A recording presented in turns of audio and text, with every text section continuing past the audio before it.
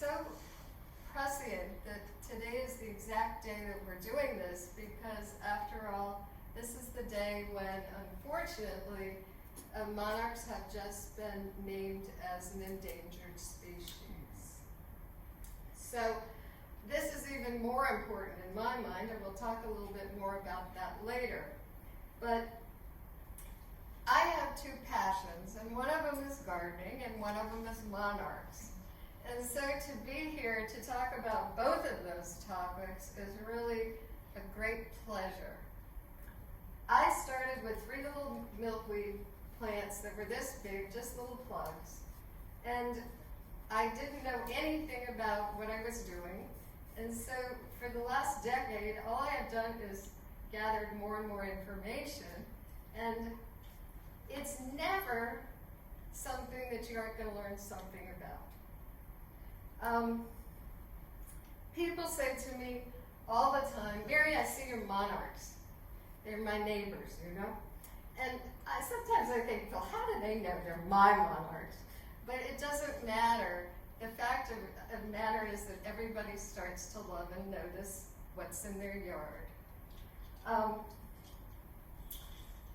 From planting that milkweed, I ended up with a hobby, and that was to raise them. I don't have a huge yard, and you need so little in the way of supplies that you should at least try it, because you might end up being like me, a crazy person. They do really need some help. And this is the decline. From 1 billion down to 32 million. And that's since about the 1990s. It depends on what part of the country, but we don't have to get that specific. Some years they say it's 34. Can you imagine having to count butterflies? So that's why the number varies. Nobody's taken an exact count. It's not like a census. What is the reason? Why are we having the decline? Well, there's 2 reasons in my mind that we know for sure. And one of them is the loss of the habitat for the monarchs. And with that comes the loss of the milkweed. And that's for a variety of reasons, some of which make some sense for farmers, and particularly people that raise sheep, for example. But by and large, it's something that we in our yards can definitely do something about. The other one that you immediately start to realize is pesticides. I can assure you that I've had cases where somebody was spraying a tree across on the other side of the street, and that blew in, and I lost monarchs. It hasn't happened to me for years, but it can. You can even be buying plants from nurseries, and they might have sprayed those milkweed plants as well, so you have to be careful. But the point is, that's some of the reason that these things have happened. GMOs as well, the genetically modified crops that we're using are having also an effect on the numbers as well. I think this is just interesting. This is Chief Sitting Bull, and if you look at the hat at the top there, there's a monarch. And I'm told by looking at some of the history that he never went anywhere without having a monarch on the brim of his hat. For a lot of people, it symbolizes joy and transformation, and also rebirth, which makes it kind of, coming out of this time period that we've been through, a wonderful symbol of the time now. We'll talk really briefly. This is a migration map. And if you take a look at this, and if you just look at the eastern half of the country, you can see that monarch, there's 4 of them going up there. And so from the Texas area, I hope nobody has a problem with that, the first generation goes to the second, and it goes up. The third goes up to Canada, as far up as Canada, and then our 4th generation goes all the way back down. And that's the one I'm talking about. There are other migration patterns, but that's the one that we're involved with, so we're limiting it to that. The migration is so special It is the only one that exists in the world, the one we have here in the U.S. They go 3,000 miles to Mexico. They go up as high as 1,200 feet in the air, and pilots have seen them. For a butterfly that weighs less than a gram, that's like magic. It's a miracle that that happens. They use the thermals, and they also use the Gulf Stream, obviously, during that time of the year. So the fourth generation, that's the superhero group, or the Shiro group, that I refer to them as. They're bigger, they're different genetically than every other generation before. And it has to be for them to do that incredible migration. The eggs that we're finding now are the ones for their parents.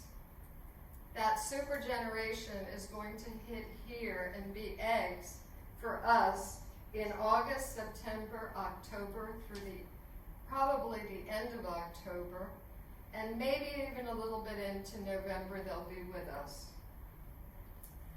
And when they come out, they go all the way to Mexico, and it's such an incredible journey.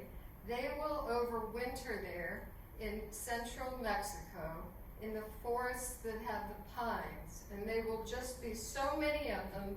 You've probably seen pictures where there are just thousands on these trees there.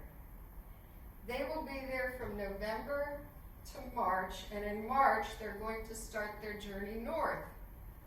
And they're going to be laying eggs and in the area of Texas or somewhere around that area.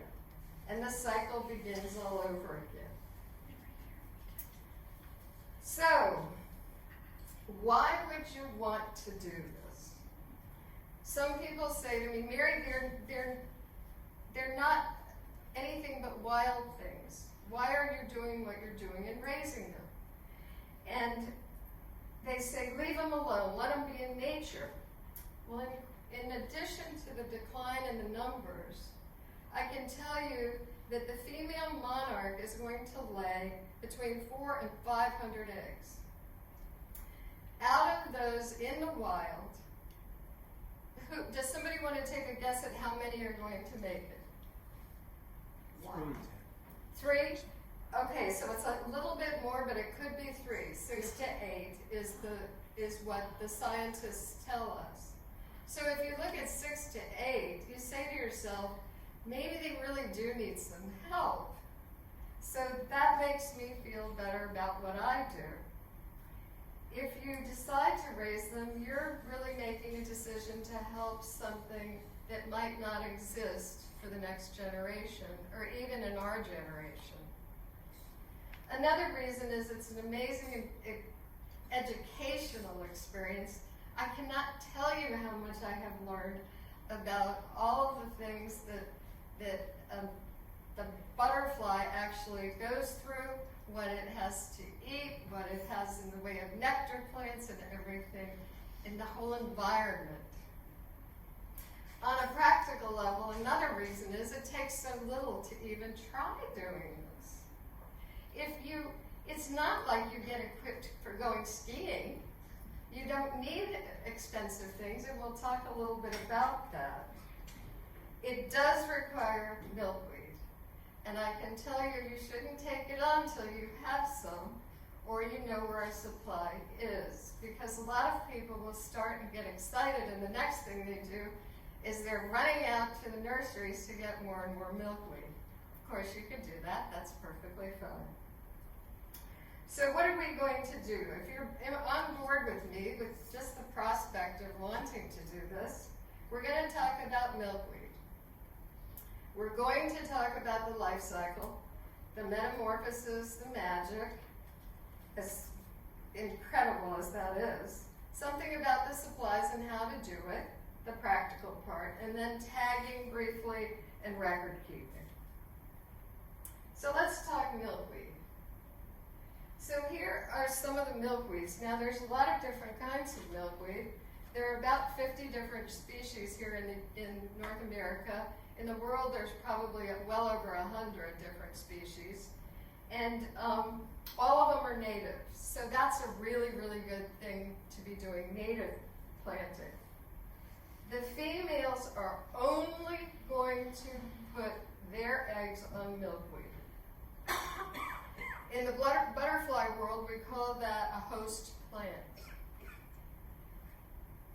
Most butterflies will have more than one host plant, but the monarchs are only with that one thing. Milkweed is the only food that the caterpillar is going to eat. So there again, you have a situation where if they don't have it, they're not going to be able to survive. And then comes that really amazing thing where that monarch gets an extra dose of protection from predators because it's having that milkweed, and that milk is like a latex. It's very, very bitter.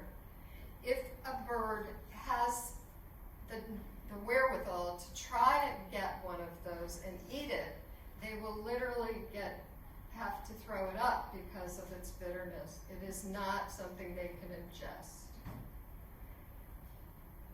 Now, I have 5 different types of milkweed in my yard. On the left side here is what we refer to as common milkweed. And all of these are Asclepias. Did I say that right? Very close. I didn't take Latin, so I might just butcher some of these.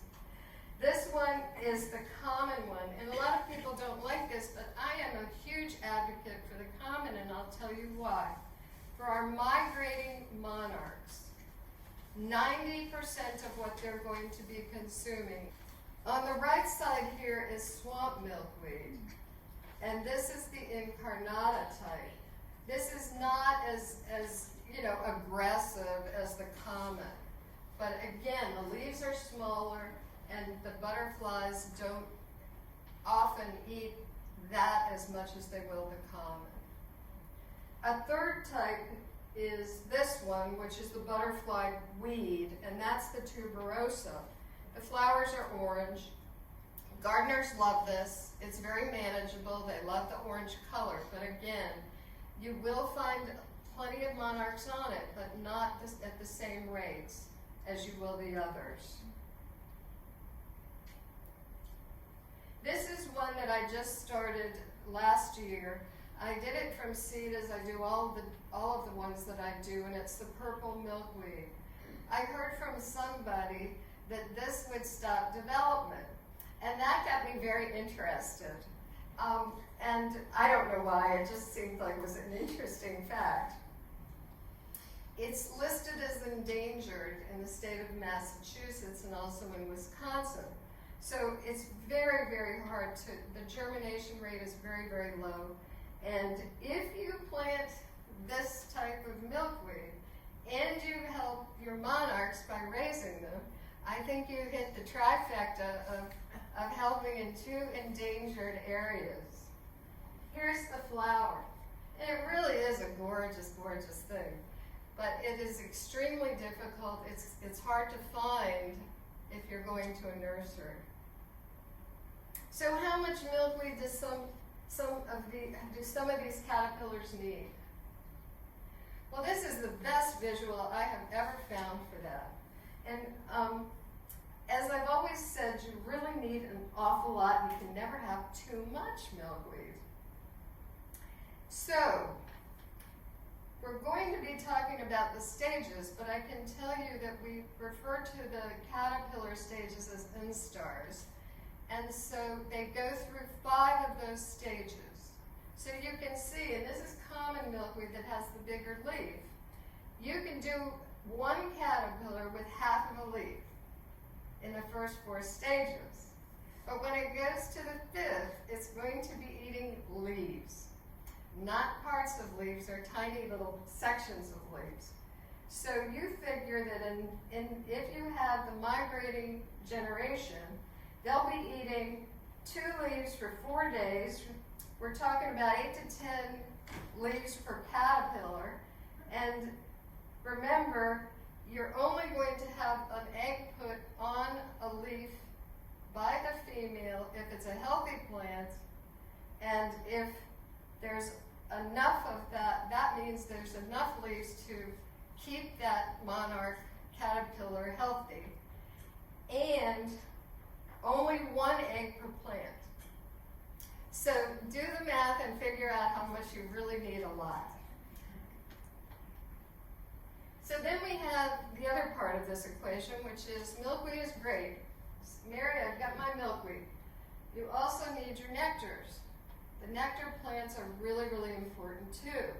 And in this list, in top 10 or so, like I don't have milkweed up here, but it should be here because it's obviously a great source of nectar. Some of these are annuals, some of them are perennials, and at the top of the list, of course, are things like zinnias, lantanas, the butterfly bush. You can see all of these, but notice that a lot of them towards the end are late season or fall plants. They're blooming late in the season. And the reason is we have those migrating monarchs that are, those caterpillars need that kind of fuel to get them all the way to where they're going. So that's why that's so important. They're fueling that migration to go 3,000 miles. The 4 stages of the monarch, or the egg to caterpillar, we talked about that there are 5 stages to that, and they molt as they grow. Their exoskeletons come off and they just keep getting bigger and bigger. Then the chrysalis, and then, of course, the adult butterfly. Let's look at them separately. The egg. And after I'm done, there's a whole tray full of eggs you can take a look at. Some people say it looks like a football, it's on its side. I don't know. It's always on the underside of the leaf, unless it isn't. There are no rules for monarchs. They kind of do whatever they'd like to, but basically it's mostly underneath that leaf. And it makes sense that it's under the leaf. In the beginning, it's hard to figure out what it is, and then after a while, you get the hang of it, and some of the things you thought were nothing happens, and then you realize that isn't an egg. So here's the next one. Hey Mary, how big is that egg if you're trying to look for it? Is it easy to see with the naked eye? You can see it with the naked eye. If you have a young child, they're very good at this. I have a neighbor who I use, and she started doing it before she could read or write. She's much better than I am at identifying them. So the first thing that happens is you'll see a little bit, that egg will turn blackish, and that's because the head is black. It will come out and break through that egg, and the first thing it will do is eat that shell. It's a wonderful meal for the beginning, and then after it eats that, it'll start on the leaf. If you're looking, I like to look for the eggs because I know that it's safe to do that. Nothing has gotten to that more or less.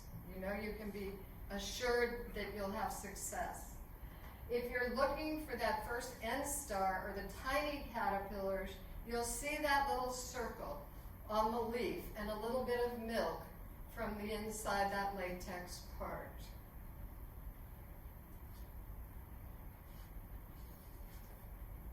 So this is the 5th end star caterpillar, and on the right you can see it has the antennas. It's chewing that leaf vigorously, and on the right side you can see there's also an antenna on the back of that caterpillar, and we like to refer to that other thing there as frass.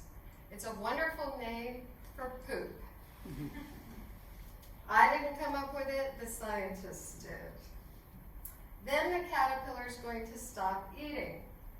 And if it's out in the wild, it can go, I've seen this happen, it's amazing. It can go 10, 15, 20 feet from where it was to decide where it wants to go pupate. It can pick the side of a house, it can pick just about anything it feels like doing. Then it does another amazing thing. As if this wasn't enough, it's preparing to go into the chrysalis stage, and what happens is it has a silk, and the silk comes out of the head, which is here at the bottom, out of a thing that's called the spinneret. It comes fully equipped with that as well. Isn't nature amazing? And it's going to spin this little area, and this is actually done from down below, so you're looking through the top. It would be like hanging here. And then it's going to do a small silk button. That at the top is a small silk button, and this we refer to as the J-hang. It's backwards, I agree. And that, after that is finished, that little button, it turns around, because remember, it came out of its mouth, its head. It turns around so the backside is at that tiny button, and it sticks. It's the back of it has two portions that actually go into that silk. They call it the cremaster. That entire thing has to weigh, the weight of that has to be held by that button. Here's a better picture of it. That's the J-hang. This is the chrysalis, which is fully formed after the J-hang, and on the right is the exoskeleton shell once the butterfly comes out. I have a wonderful video.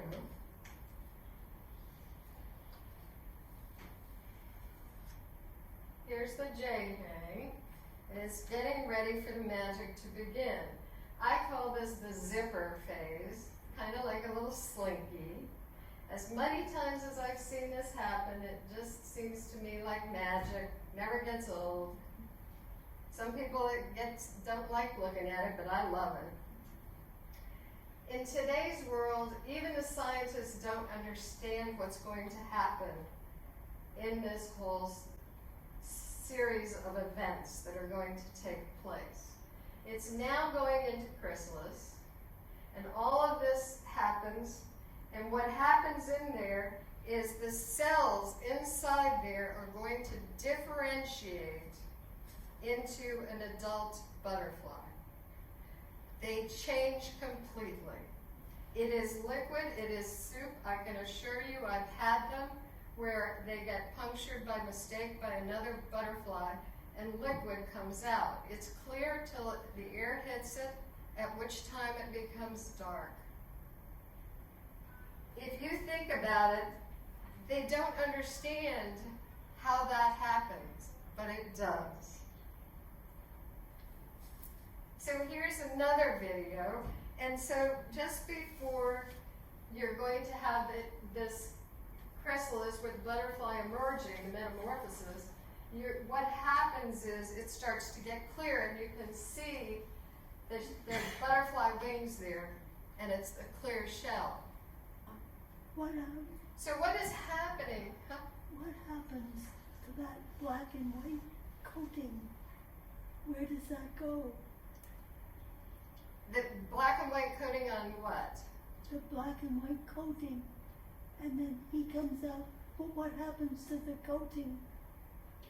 Oh, it falls off? It falls off? Yes. Okay. It's working now. Yes. Okay, so what's happened here is the abdomen, which you didn't see in this picture, it swells completely with liquid. So when that happens, that's what makes that shell break. If it doesn't have all that liquid that happens, it will not break correctly. And then what happens is that liquid in the abdomen goes down these veins where the black is, between the orange, and it pushes it all the way out. As that's happening, that butterfly is twisting. All those movements are necessary, and all those things have to take place in order for this to happen. Mary, how long of a process is this in nature? This is sped up, so how long in nature does it take? There we go. How long in nature? Yeah, does that process? For this process to happen, do you mean from what to what? From it breaking out to? Oh, this happens almost like, it always happens in the morning. When you're not like an hour? And it a day? always happens to Kate when she isn't around or looking. But it's always in the morning, and it doesn't take that long. A couple minutes or so? I'd say it takes, yeah, it literally is a couple minutes because you can miss it so easily. Yeah.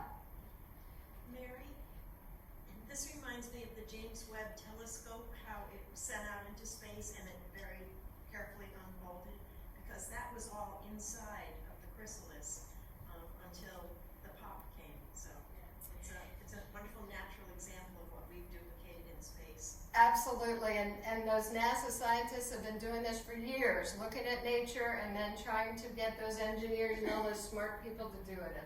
I love smart people. And then what happens at the very end of this is you end up with a little dot of red pigment that must be left over from some part of that process that will drop out as well. The funny thing too is the wonderful, wonderful color on this monarch is not pigment. It's the reflection off of the tiny itsy bitsy cells that are on that wing. So it is not a pigment. Yeah, it's so bizarre. So here's the first female I had this year. It's the only female. She came to me in April. I have no idea why, but she just happened to want to do that. Zinnias you cannot beat. They love the nectar. If you can get them, get as many as you can. They need the proboscis in order to feed. And that usually never happens unless you have 24 hours go by. So the first 24 hours, they don't need any food. The proboscis is like a little bit of a straw type of a thing. People always will call me up and say, Mary, we're having a hurricane, what do I do? There's gale force winds out there. I have these monarchs. Well, what you do is you do something very practical. You take some Gatorade and you take some, it's 24 hours later and I still need that poor little monarch to be around, and she's getting hungry. So I put my Gatorade on my little cotton ball, and I feed the cotton ball, and that's perfect food for them. It will get you through a lot. And she also needs to be put out where it's warm, and she also needs to dry her wings for a while before she's ready to go off. Then there's the male, and the male is here. And the male can be seen because it has those two little dots on either side. They're on what we refer to as the hind wings, and they're called scent patches. They're not used in mating. The scientists don't know yet what they're for, but I'm sure in time they'll figure it out. And again, this little fellow weighs less than a gram. This is the last generation is going to live longer than any other generation, and that's the fourth generation. They're 6 to 9 months. The prior generations are all 2 to 6 weeks, just to give you an idea. So the prior generations, the whole reason for their existence is to mate and to reproduce. The super generation is not going to mate until the next year. And they call that sexual diapause. They can't reproduce. They're bigger, as I said, than any of the other generations before them. And the female is still a little bit smaller than the male, and that actually makes her a faster flyer for the migration. So let's talk about how you might do this. Well, in the beginning, I wanted to be so careful. I didn't want anything to go wrong, and people always tell you about all the diseases that can happen. So I did it like a scientific experiment with little portion cups. I would always put all this information on. It started out with 6, and 6 is easy, and then you get to the point where you're finding these eggs so voraciously that you think you can take them all on. And the next thing, it gets like a scientific experiment, and that leads to another experiment, and then you go to wine glasses, those plastic wine glasses, and the next thing you know, it's a full-time job. So smart. And you move to another stage, which is you get these butterfly cages, or you get smart about what you put them into. People put them into laundry baskets and all sorts of things. And I can assure you that even though I went to this stage, I still ended up doing a lot. But when I get towards the 5th end star, I will move them, because they're big, they're eating voraciously, into these areas, and I use these vitamin containers, seem perfect for the size of the cages, and then I cut off the milkweed. And actually, right now, at this point in time, it's really cool to do that to your milkweed, because you're going to get another growth spurt of milkweed, and it'll be ready for the super generation. Excuse me, you go out to the garden, cut the leaves out and bring it inside? Yes. Yes, I do. But I have a lot of milkweed. So then there's always going to be some, and I have one up here that you can see later. Some of them decide they're not going to do anything I want them to do. So they are going to do their pupation and put the chrysalis on the bottom of the leaf. And I don't like that because, after all, that looks precarious to me. So I'm going to take those off, and I'm going to use a pin, and I'm going to take all the webbing, or I'm going to insert it into the leaf, and I might put it on the side of the board like that. You guys are 10 times smarter than me. You could come up with a better idea, more innovative, and it works better. That was just something I tried.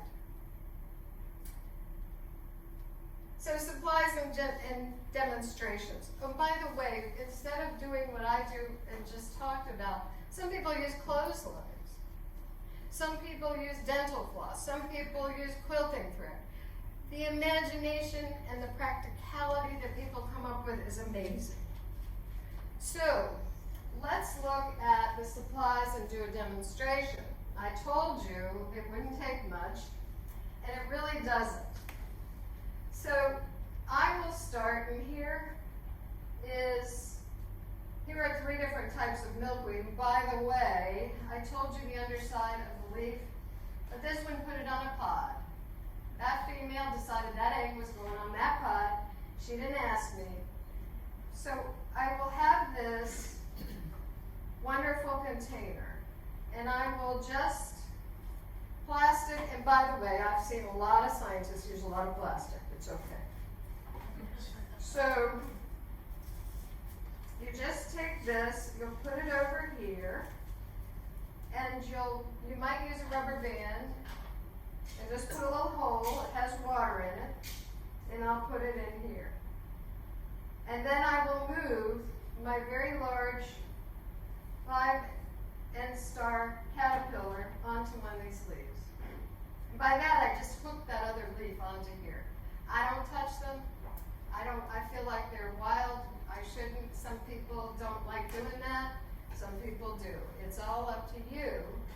And then some people I know, they don't do anything more than put a bunch of leaves on the table. I don't know. It's up to you.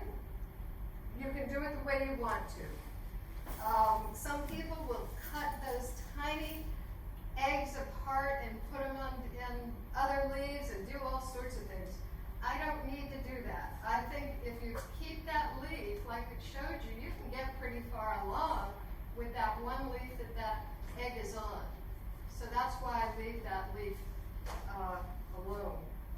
And so this is to clean the poop. This is as exciting as it gets. I always line whatever it is with the paper towels. It just makes it easier to clean out. I clean them once a day and feed them once a day once they're in their instars. This again is sometimes the poop gets on the leaf. I use a brush to sweep it off. Isn't this exciting? I mean, what are we up to? Is this over $1? And we all are having vitamins. If you don't like vitamins, there's jelly containers. You can put them in these. You can put them in the salad containers you get from the store. I'm sure here's somebody must have given me some chocolates, so there's the eggs are in here. Does there have to be air in there? There's enough air. They really don't need it, and you're gonna take this off. If you're worried about it, you can always not. But this actually becomes a nursery. You're raising the temperature, which isn't a bad thing. It'll speed up the process, not outrageously, but it will make the process a little bit faster than if it were cold, like in the fall, when we do it. You need to have a journal. Every monarch I've ever had is in this journal. And all the learning I did is on the left side of the page, and all the details about the monarch is on the right. And this is basically it. Of course, you need some seeds. I thought you could even use something like this for monarch to make them. Yeah. So you actually leave the leaf until it eats the whole leaf? You don't worry about the freshness of the milkweed? You don't change it out at all until? It's a very good point. So, I cut these midday to bring in. And I will tell you, I always do it first thing in the morning because that's the best time to cut anything. But if I cut it first thing in the morning like this one was, these leaves are still fresh. When I put them in these containers, I will have them for a pretty long time before they go bad. That's the common milkweed. The other kinds, I am sure that with your incarnata, you're going to have a little bit more of an issue. It's not going to be lasting as long. It just depends. It depends on when I take them off. But these, except that they're eating them like crazy, they're all still perfect, the leaves. Those are caterpillars? Yeah, these are caterpillars. I'm confused about. Okay, in nature, don't they just hang off the same leaf their whole life until they become a caterpillar and then they crawl on the plant? Is that? Okay, so if you're talking about, she's asking about the egg. The egg is in the wild. The egg is on the underneath of that Eggplant. the milkweed. And so it starts to eat. And it will start to eat until it's eaten pretty much all of that leaf, unless it decides it wants to move, which it often will. And then it'll go down the stem to whatever leaf it wants. Okay. Some people think they like to have the ones that are newer leaves. I don't know where you get that idea. They're not that fussy. It's like us though. Kate might not like spinach, but I love spinach. It's up to them what they like.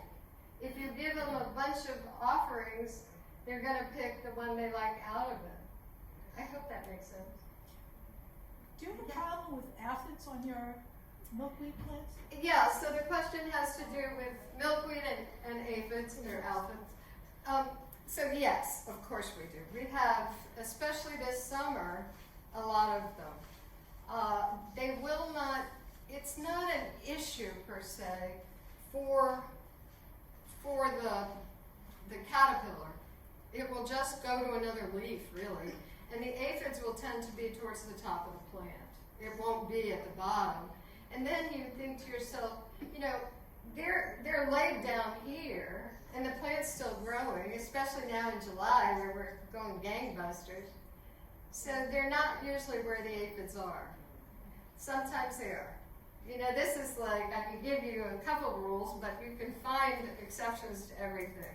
What about watering? Well, You don't need it. well, We don't need water for the caterpillars here. I'm watering a perennial garden, which I do now, Yes. and there's happened to be something on there I didn't know about. Am I ruining it? No. The question is, what about watering? Am I going to mess up these wonderful caterpillars if I'm watering the garden? And that's one of the reasons they're underneath. And then I can assure you that these guys are not the most, they're pretty well equipped to take a beating. I mean, they can make it through storms and cold temperatures and everything else. Yeah, they're not fragile. That's the word. Tags. Somebody wanted to know about tags. Somebody has found one in this group that was tagged. So one year I decided, well, let's tag. And, they're wild, I don't like touching these guys too much. But I went ahead and did it. And it's a lot of work because you have to hold them, at least it was for me. Kids do it, they're great. But me, it was harder. So what you do is you end up putting it on behind wing, bottom. So there's a way to hold them, and then you put it on. And it just has stickum on it, and it just gets on there. I've had somebody who found one of my monarchs with a tag. I will tell you that it was disappointing to me because primarily what you're doing is they hire people with the Journey North, which does this, to go to in Mexico to find in all of the bodies of the dead ones, the tagged ones. And I thought, I don't want to know if they didn't make it. I want to think they did make it. So, but it's still a wonderful effort to do and to try. They have COVID also, precautionary things you do here too. You can, if you don't want to do the ones you raise, you can do them outside, net them, and also record for them. Did I leave anything out? Yeah. You mentioned spraying in your household. Sure. Yeah, the question becomes, people who are spraying for ticks and mosquitoes and that kind of thing, is that harmful for monarchs? And indeed it is. I can assure you that even some people claim, and it hasn't happened to me, but lawn fertilizer, if it has a pesticide, can injure the caterpillars as well. Yeah. I missed something here. Sure. I thought they had to hang like a J and then go into the chrysalis. Yes. You've got things laying down here. How can they hang? And then what happens? What time of the year do I get it into that? And when am I going to open the door and say, "Have a nice trip to Mexico"? All right, I so missed that I part. love these questions. So first of all, I have things that are flat here. And the question is, how do I get them from here to something else? Chrysalis. And to chrysalis. And so that's when they get big. Yeah. When When they get really big, and that's big for me. I will take them then from this container, for example. These guys are smaller. But I will put this with the plant into here. Ah. And I will put these on the leaf. And I will kind of hook it onto that plant. Oh, that's the part. Yeah, How so long? that, Do you see one come out? till they decide to go up to the top and then do their thing with the silk. They will put the silk on here and Oh, then they do it on there. yes, they do it on And then there. when they're actually, if they're not all becoming metamorphosizing into butterflies, if you see one monarch there, you do wait 24 hours and then open it and let it go away. Okay, so then the question is, so they're all in here, for example, Different stages. and they are not, they're in the chrysalis. Yes. And so the question is, what happens next? Well, next they're going to, remember, get that clearer so I can Yeah. see the wings. And then they're going to come out. And they're going to hang and do that twisting in this cage. And then once they do that, and then I give them time to dry off, Mm-hmm. they will start to, they're very, very quiet things. And then I will open it up and I will take them out. And honestly, this is so easy, but I'm so glad you asked. If you have a monarch sitting here, you put your finger in front of them and be patient, and they will go right on your finger. And then you will take them out. Say I get one that's real kind of crazy. She's just all over the place. And she decides she's just going to go. I can open up my door, the screen door is there, and they always go for the screen door. What month? Oh, well, it depends on which generation. Like right now, these guys here that are in chrysalis, these are the parents of the migrating generation. So when they come out, they're going to go out, find their mate, put some eggs on some milkweed, and that's the super generation. And that starts here, I'm glad you mentioned it, in mid-August. So we don't have them yet. They aren't mixed. Mid-August, and we can go to, and this is not exact science, 22nd of October, we can even have the butterflies into early November. It can be cold and we can still let them go on a good day. So why can't you take the cage before you unzip it outside, unzip it, and put your finger in, and if they bypass your finger, they're out. Yes, Instead and of you in can your do living room. And you can do that. You can Yeah. take this cage out and in your yard and wait for the butterfly to go out. Yeah, definitely. My only reason for having that kind of hesitation is in my yard I have a lot of wind, and so this thing goes flying off. That's my only problem. But if you can do that, some people even put huge tents outside in their yards and keep them that way. If you have a screen porch, that's a better option too, because it's the normal temperatures. I had one thing, I think it was you, but someone was asking about getting to the other leaf, and only one time have I had a bunch of caterpillars turning into monarchs. I miss them. They can scoot. I mean, it's no problem. If you look in and you see that the leaves you've left lying flat in your box are getting eaten up, just drop another leaf in there, and 10 minutes later you'll see that thing just head for that leaf. So They yes, don't have to swing from leaf to leaf. No. They're they're caterpillars. they're caterpillars, and the other thing too is, for example, they will eat the pods. The outside of that pod, when you get the pods, like I'm getting pods now on some of my milkweed, they'll eat that. Just like the female can lay the egg on the pod. I've even collected the pods and had some of the caterpillars come out of the pods mysteriously. You see, so exact science this isn't. I wish we could tune ourselves into every one of those female monarch heads and figure it out, but we can't. But it's very true. And they move. Some of them are the most moving things you ever see in your life. Right, you go get someone to show them the caterpillar on the milkweed, and you come back with them, and it's And they're like, gone. It was right here. And it wasn't a bird eating it either. Yeah. About how long is it for the parent to lay the egg? For the female, it takes 3 to 5 days for her to be sexually active. A little bit longer, like a day longer for the males.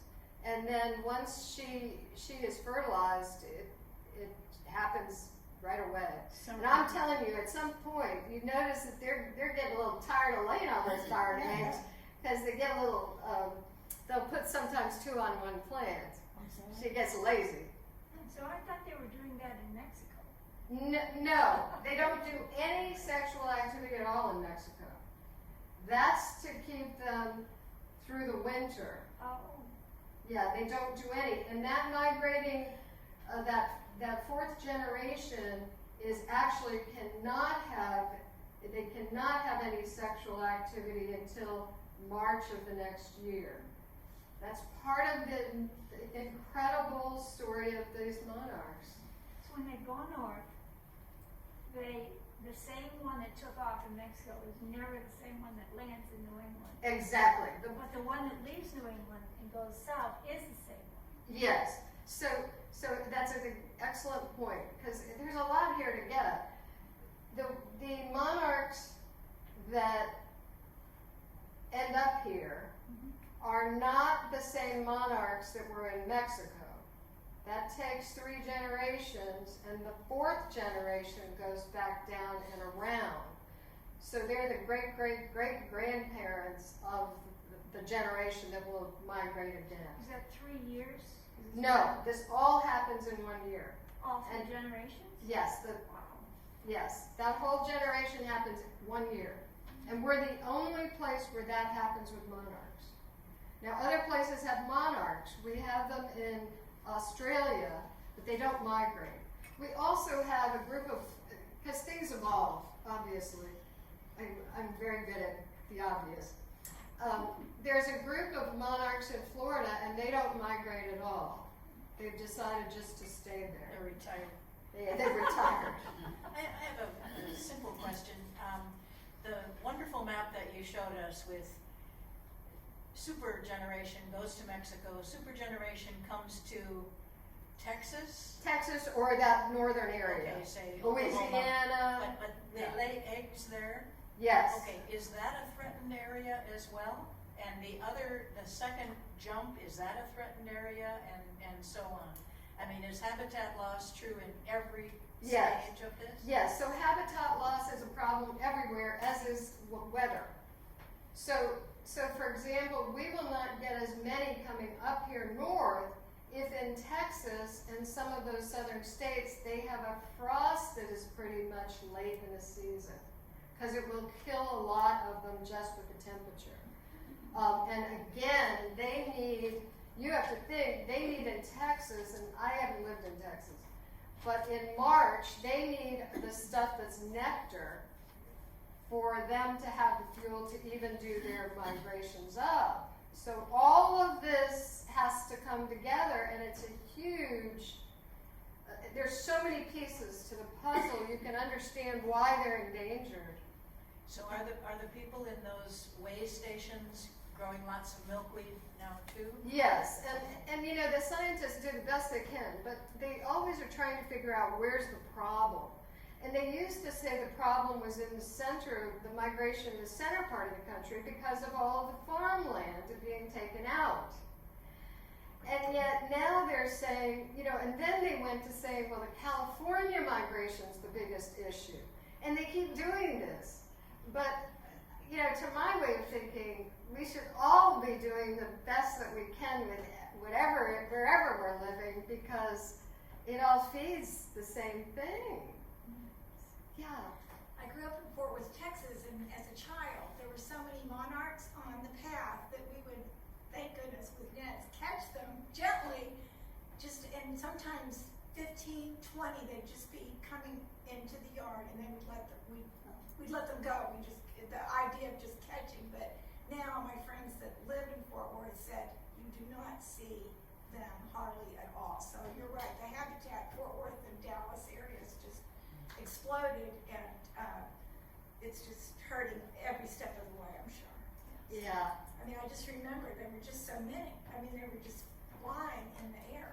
And I wish I had lived in that area, but friends of mine will say to me, because I post on Facebook pictures of my monarchs, and they'll say, I remember as a child just hordes of monarchs as they migrated through. And I don't remember that. I was in Virginia. I don't remember that as a child, but I sure do notice there are many fewer butterflies, period.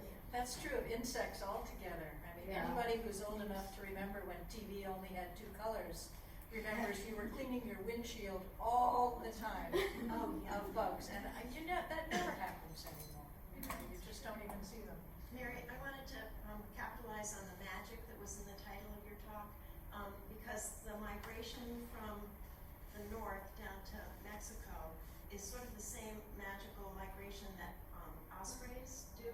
So ospreys are born up here, and then they migrate to places where their parents would migrate to in the south. And so the monarchs, but they've never been before, so how they get there, they don't exactly follow their parents. So the butterflies migrating south, they go to 5 areas in Mexico. I had the joy of going for the monarch migration down to Mexico and Japan. So for centuries, the monarchs coming south who don't know where they're going end up going to the same 5 sanctuaries they're now called in Mexico. Yeah, it's a wonderful story. There's also a documentary, and it has to do with a fellow who started this whole tagging thing up in Canada.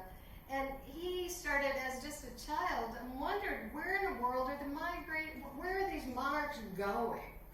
And so he did a lot of research through his whole entire life, and he became like me, an old person.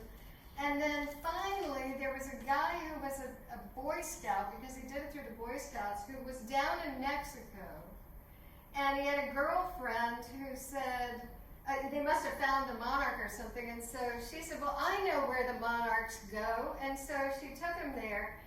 This guy tells the man who had this question, who started the whole tagging business, and before he died, he was able to go to Mexico and see that his whole theory was right and where they did in fact go. So Yeah. I think it's an unsolved mystery. Just like birds, their migratory memory is, I think it's like a form of imprinting, genetic imprinting that humans can't do. We don't think they do anyway. But like dolphins, why do they constantly beach themselves on the inside curve of Cape Cod? Because they theorized that they had migratory memory when it wasn't a cape that they could swim right through. Right. So that's thousands of billions of years ago. So I'm wondering if we're artificially raising these, are we messing with their migratory memory? No, I can assure you that, and you know, we can talk in other venues about this, but the question becomes, are we messing with things? And we really, there's been a study and it questions doing this, you know, raising them like this. And I can assure you that I've looked at the whole entire study. And what they did was they used, the monarchs they used were being done by people who do it for a living. So they will take, remember I told you that there are 400 eggs, for example, that the female will have. So they use the same male and the female to mate and use all those 400 from one female. Well, I mean, that's not a good thing to do, period. And so that's what they base the study on.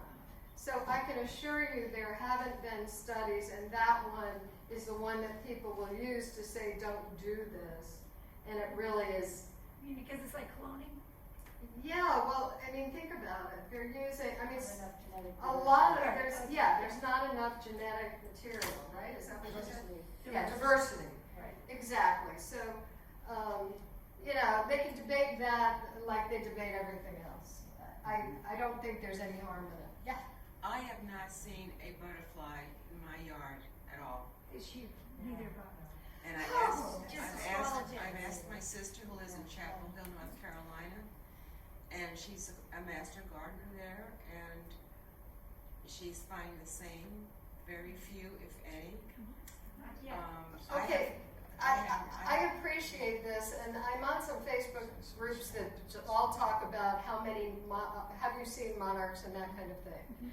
And so I can tell you that I am seeing a great deal of them. I showed you the April one. That was the only one I had in April, and that is very, very early.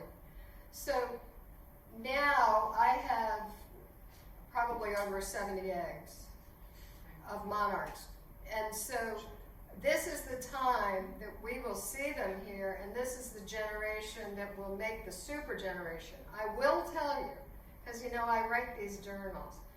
So last year was an okay year. It wasn't gangbusters. The year before was practically nothing here. I mean, absolutely, like, I probably saw 5 eggs. Well, last year I put in a whole new flower bed, and I had 2 milkweeds that were and I had the caterpillars were on there. They totally decimated 2 plants, totally. Then they disappeared, so either they became chrysalis somewhere else, or maybe birds got them. This year, all my milkweed has flowers. They're all doing really well, but I have nothing that was eaten except I think probably some other insect. But I've not seen a butterfly. So where are you located? Up on above Bourne Pond, North Falmouth. So It's very windy there, so Yeah. I'm kind of just making that as an excuse. But I have so many milkweeds and a lot of flowers, and this is the first year that and I'm just kind of writing it down. And I don't spray it or put anything on my lawn. Everything is very organic or whatever you wanna call it. And what kind of milkweed do you have? I have the native, which They're all natives. well, this is the first one that you mentioned. Common, The common one, swamp. which I actually started from seed. There was some construction that was gonna be going on, and I went in before they ripped off the property, and I took some pods home, and I just threw them, and they're probably 3.5 feet. And then I have the butterfly weed. Yeah, I can't tell you. Do you have, and I'm sure you sound like you also have some nectar plants, like some Yep. zinnias to attract them. I have zinnias all over the place. Butterfly. I don't have the butterfly bush because I don't have room for it. Yeah, I hear you. I don't know what to tell you. I'm just wondering if anyone else knows. If you want to take some of these eggs, I'd be more than happy to give them to you. What about, why can't we give out the caterpillars? Because, Yeah, I'll give you whatever I and have. when I put them on my swamp maples, swamp milkweeds, that's all I have. If you have milkweed and you think you have enough to do them, I certainly am more than happy to give you I the. only have 2 swamp milkweeds. That's not enough, right? The only thing I've had is It's enough for 2 caterpillars. white sulfur butterfly. All right, is there any other questions? Well, I thank you so much. We thank you.